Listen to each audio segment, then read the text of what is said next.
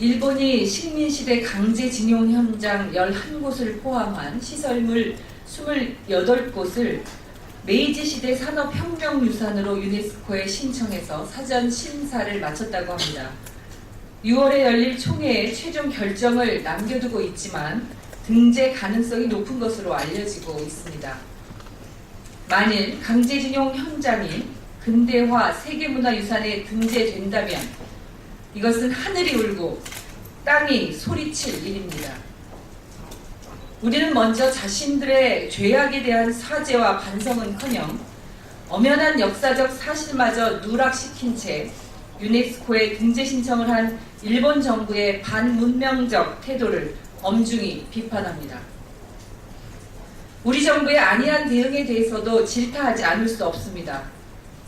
이대로 가다가는 역사를 왜곡하는 일본 정부보다 수수방관, 속수무책으로 번번이 무능한 모습을 보이는 우리 정부에 대한 국민의 분노가 더 커질 것입니다.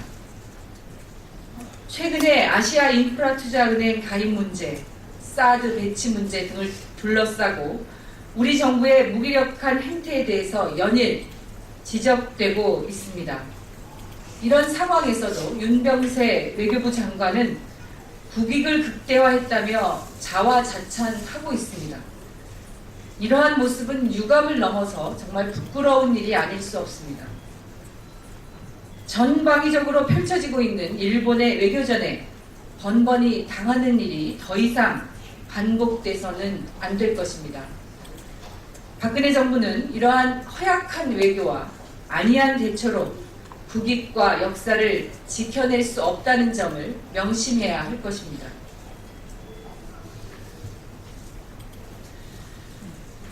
미 국방부 장관이 다음 달에 방한한다고 합니다. 미 국방부 장관의 방한을 사드 배치 문제를 적극적으로 공론화하고 밀어붙이는 계기로 삼으려는 시도가 있어서는 안 된다는 점을 밝혀둡니다. 사드의 신뢰성에 대한 의문이 다른 곳도 아닌 미국 국방부에서 인정되고 있다는 점에 주목합니다. 미 국방장관실 미사일 운용 시험 평가국이 미 의회에 제출한 보고서에 따르면 사드는 실전 운영에 요구되는 신뢰성을 확보하지 못하고 있다는 것입니다. 정부 여당은 박근혜 정부의 무능한 외교안보, 자화자찬 외교가 결국은 사드 배치 논란까지 불러온 것임을 직시해야 합니다. 지금 정부 야당이 집중을 해야 할 것은 실효성도 검토되지 않은 사드 배치가 아니라 남북관계 그리고 한미, 한중, 한일 관계를 종합적으로 풀어가는 외교적인 능력, 이를 통한 북핵 문제의 해결입니다. 홍준표 경남지사가 무상급식 지원을 중단하고 야심차게 내놓은 서민 자녀교육 지원 사업 신청률이 26%에 머물고 있습니다. 연간 50만 원을 받기 위해서 제출해야 하는 가난 증명서만 무려 14가지라고 합니다. 그러니 신청률이 저조한 것은 뻔한 결과입니다. 그나마도 대상이 모호해서 상담 신청을 하다가 포기해야 하고 절차도 복잡해서 연로하신 조부모와 아이들만 있는 가정은 엄두도 못 낸다고 합니다. 일방적인 급식 중단에 이어서 아이들에게 2번 상처를 주는 일입니다.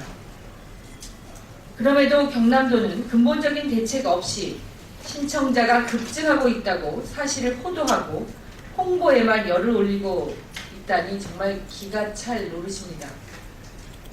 2015년 홍준표 경남도지사의 가난 증명서는 70년대 가난한 부모를 둔 아이들에게 잔인한 시험이었던 가정환경조사서 부활의 다름 아닙니다. 홍준표 지사는 70년대 회기정책으로 더 이상 아이들과 부모님들 가슴에 상처를 주지 말고 합리적이고 이성적으로 무상급식 문제를 살펴야 할 것입니다. 이상입니다.